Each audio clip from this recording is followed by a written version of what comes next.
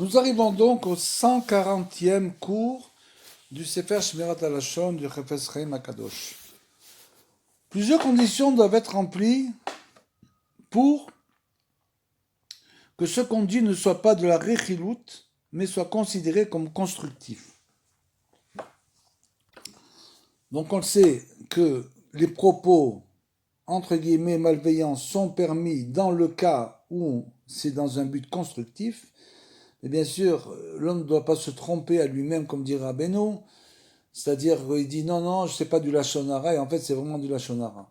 Donc il faut connaître les lois, tout simplement. Il y a des lois, et donc il faut appliquer à la lettre les lois du Lashon Hara. Et donc, dans ce cas-là, pour ce qu'on dit, que ce qu'on dit ne soit pas de la rechilut, mais soit considéré comme constructif, il importe avant tout de s'assurer que ce qu'on dit est rigoureusement exact. C'est-à-dire que si on a un doute sur un des points desquels on est en train de parler, si on a un doute, il est clair qu'il faut absolument ne pas dire cette chose-là. C'est bien sûr considéré comme du Lashon Hara. Cela signifie qu'il faut à la fois vérifier les faits et bien comprendre la situation. Comme nous l'avons vu précédent, à propos des informations péjoratives qui sont rapportées dans un but constructif. Le commandement Lo ta'amod al dam recha, ne sois pas indifférent au danger de ton prochain. Le dam, c'est le sang, c'est le danger. C'est écrit dans Vaïkra 19:16. Exige de rapporter une information constructive lorsqu'on la possède de première main. C'est-à-dire, on doit toujours recevoir cette information de première main. C'est-à-dire que nous-mêmes avons vu ou entendu les faits.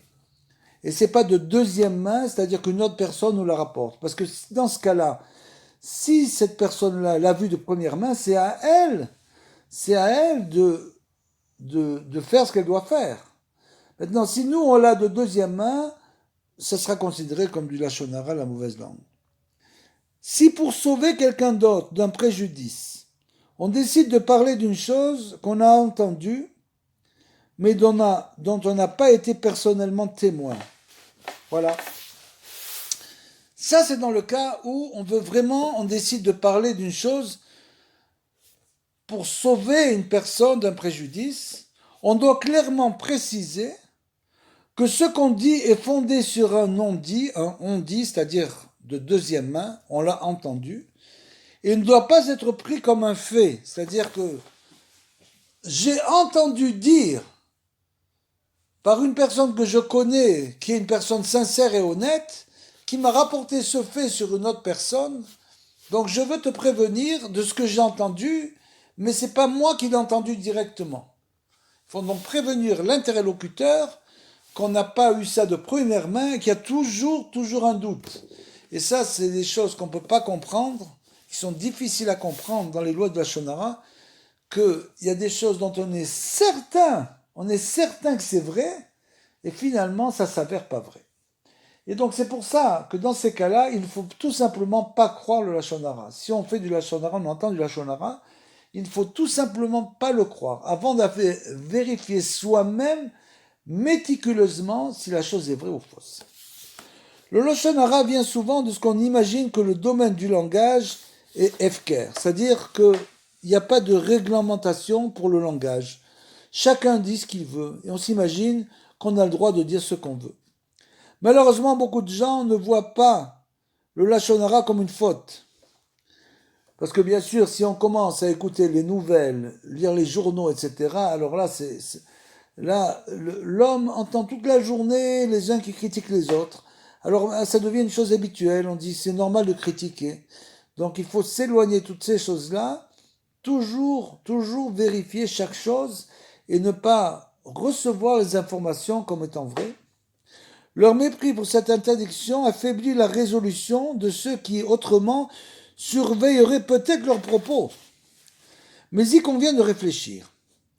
Si la plupart des habitants d'une ville étaient atteints d'une maladie incurable et que tous les médecins locaux se révélaient impuissants à la guérir, mais qu'un professeur de renommée mondiale, réputé pour guérir ces cas désespérés, arrivait dans la ville Ne se précipiterait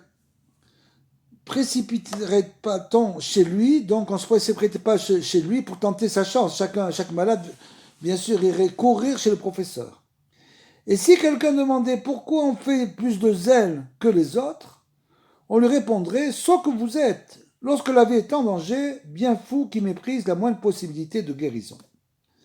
À plus forte raison, ne peut-on négliger une chance de guérison s'il s'agit d'un médecin célèbre qui a guéri des maladies incurables et même des moribonds. Faut-il renoncer à le consulter parce que toutes les sortes de sots ont renoncé à son salut, au salut? Ce qui est vrai pour la santé du corps l'est encore bien davantage pour la santé de l'esprit. David dit, venez enfants, écoutez-moi. Quel est l'homme qui souhaite la vie, qui aime les jours pour goûter le bonheur, préserve ta langue du mal et t'élève des discours perfides.